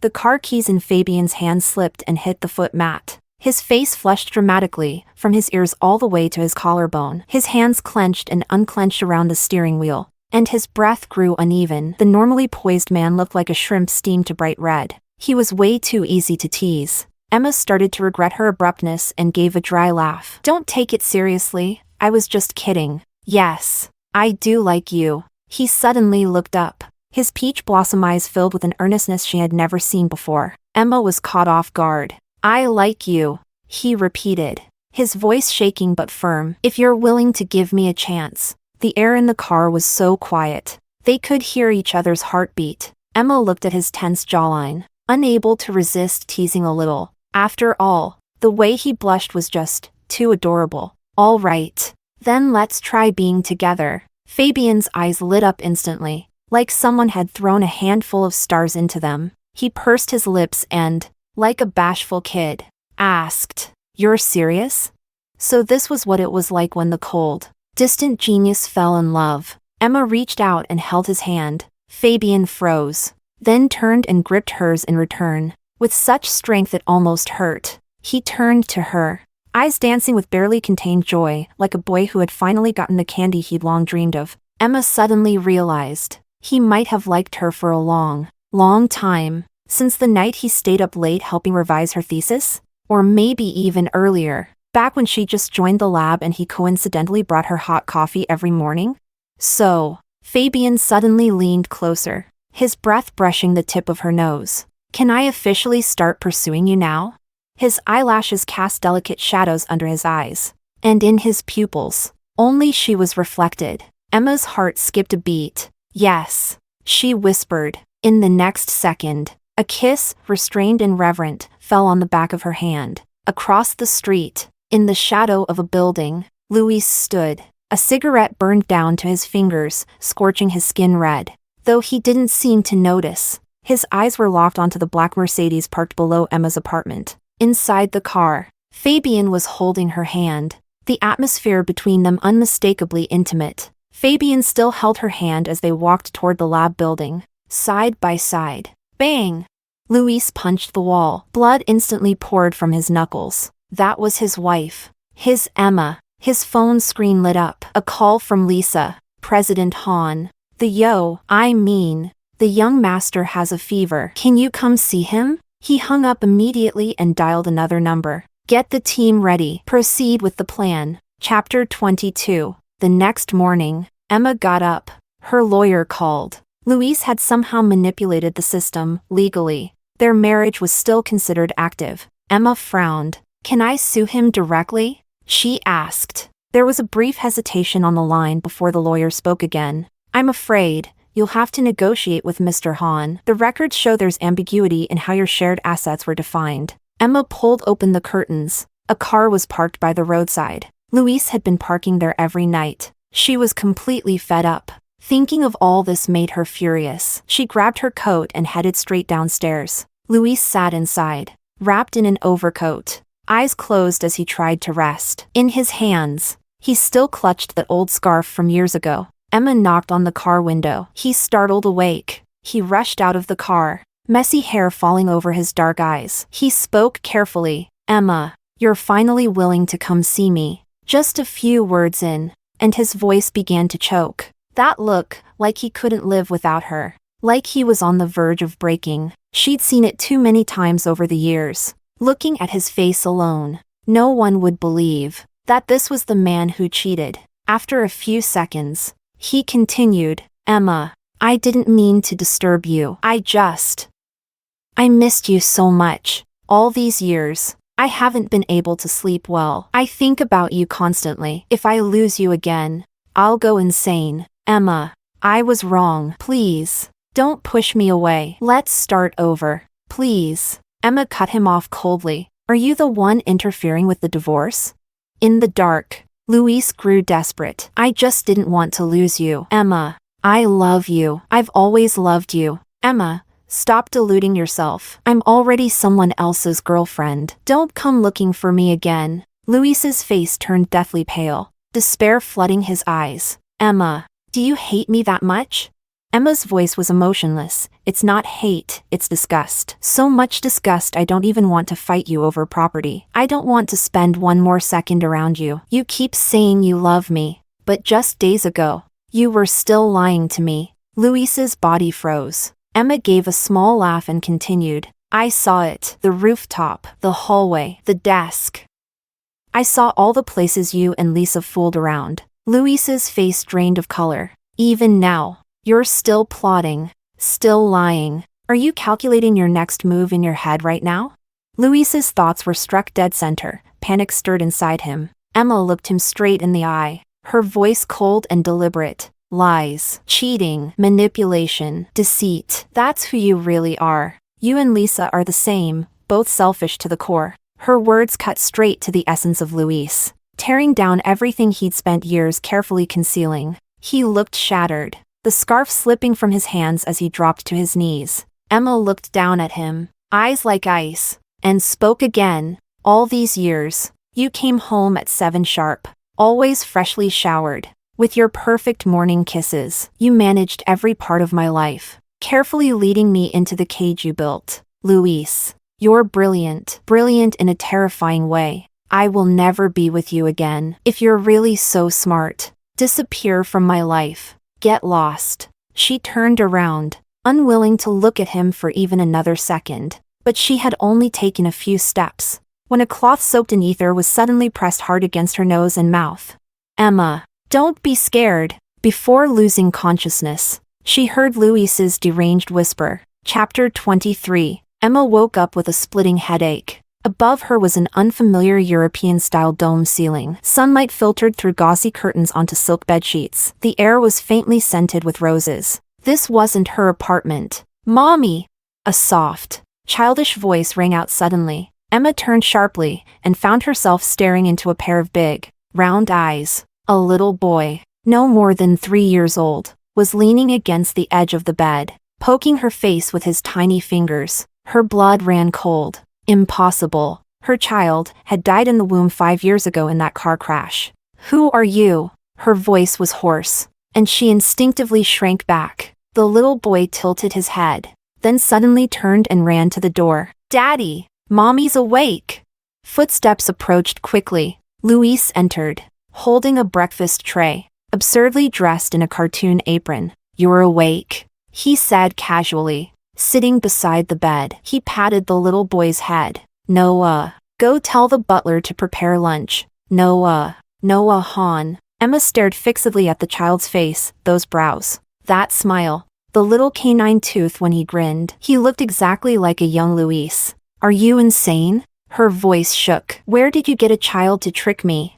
Luis set down the tray and gently stroked her hair. He's our child. He's been waiting for you to come back all these years. I raised him carefully these past 3 years. Every night he fell asleep looking at your photo. I taught him to say mommy, just for this day. He clasped her cold hand. Emma, our family is finally together again. His smile was so gentle. It was chilling. Emma looked at the boy again. His innocence was heartbreaking, but those eyes, they were exactly like Lisa's. Luis, she said, voice like ice. You've truly lost your mind. Luis's tender expression froze. Sensing something wrong, the boy tugged at Emma's sleeve timidly. Mommy, don't you like Noah? That single word, mommy, ignited all of Emma's fury. She flung his hand away and glared at Luis. You had Lisa's child call me mom? A crack finally split across Luis's expression. He reached for her. Emma, let me explain. Explain what? Emma sneered. Explain how you had a child with Lisa and brainwashed him into thinking I'm his mother? You're disgusting. Luis. The boy, startled by her tone, began to tear up. Daddy, why is Mommy being mean to me? Luis picked him up and gently soothed. Noah, be good. Mommy's just sick. He was lying to the child, and lying to himself. Emma watched the scene unfold, a bitter sense of absurdity rising in her chest. She stood up and headed straight for the door, but the handle didn't budge, it was locked. Luis's voice came from behind, eerily soft. Emma, this is our home now. You, me, and Noah. Our family of 3 will never be apart again. Emma turned around, her words sharp as knives. My child died long ago, and you don't deserve to be a father. Late that night, Emma stood by the window, staring into the pitch-black darkness outside the estate. This was her 3rd day in captivity. It was also the 3rd day Fabian had been searching for her. Footsteps approached the door. Emma quickly slipped back into bed and feigned sleep. Luis opened the door quietly and walked over, his fingers brushing her cheek. Emma, he murmured, why won't you forgive me? Emma held her breath until his footsteps retreated. She opened her eyes and reached under the pillow, pulling out a small knife, taken from the dinner table the night before. If Luis insisted on forcing her to act out this grotesque family drama, she wouldn't mind ending it in blood. Chapter 24. Morning sunlight spilled through the floor-to-ceiling windows, casting a warm glow across the dining room. A refined breakfast was laid out: fried eggs, toast, hot milk, and a small dish of blueberry jam, the kind Emma used to love. Luis, wearing an apron, skillfully spread honey on Noah's toast, his gaze so gentle it bordered on delusional. Mommy, this is for you. Noah pushed the jam toward her with his tiny hands, eyes gleaming. Daddy said this is your favorite. Emma stared at the jam, her fingertips trembling slightly. The child was indeed adorable, but the moment she thought about what Luis had done, she couldn't suppress the fire rising in her chest. Luis seemed oblivious to her tension and continued slicing the ham with a falsely light-hearted tone. Every morning, Noah would ask me, Daddy, when is Mommy coming home? He looked up and smiled at Emma, though a dark obsession flickered beneath his eyes. Now, she's finally home. Clang! Emma slammed her fork down. The clatter of metal on porcelain rang sharply through the silent room. Startled, Noah shrank back and looked nervously at Luis. Where's Lisa? Emma demanded. What did you do to her? Luis's smile didn't fade. He gently patted the boy's head. Don't be scared. Mommy's just too happy. Happy? Emma almost laughed in disgust. She looked at Noah's face, so much like Lisa's, and at Luis's sick performance. The whole scene was nauseating. Luis, she said, voice cold as ice. Do you really think you can fool me like this? Luis's hand paused over the ham. You know exactly whose child this is. She stared straight into his eyes. He's Lisa's son, so why the hell should he call me Mom? The air in the dining room froze solid. Noah blinked in confusion, then suddenly burst into tears. Daddy, does Mommy not like me? Luis finally set down his knife and fork. He calmly wiped the boy's mouth with a napkin, then stood and walked behind Emma. His hand gently rested on her shoulder as he leaned down to whisper, his breath warm against her earlobe. Emma, be good. Don't say these things in front of the child. His voice was tender, sickeningly so. Emma jerked away from his touch. Standing so abruptly the chair behind her toppled over. You can finish this performance yourself. She turned to leave the dining room, but his soft laugh stopped her. Emma, you can't escape. Then he rushed forward and grabbed her. His breath was hot against her neck. She felt a wave of nausea wash over her. The housekeeper, sensing the tension, discreetly took the frightened Noah out of the room. Only the two of them remained. Emma couldn't hold it in. She slapped him across the face.